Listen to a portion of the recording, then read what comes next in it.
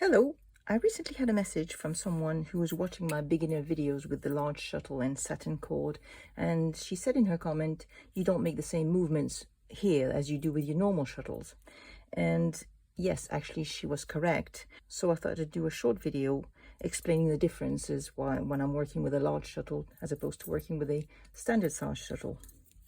And it was also because for the beginner video I wanted to make the movement really clear.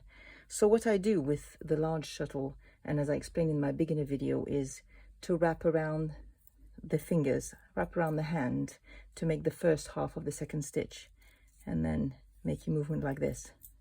So wrap all the way around the fingers. But that's quite a large movement. It's also easy to see and to understand for beginners, so that's why I chose to do it that way. But it is true that when I work with my standard size shuttle, the movement I make is much smaller, because instead of doing all this around my hand, I just use my middle finger and I hold the thread down and then pass my shuttle under the thread of the shuttle and the thread around my left hand.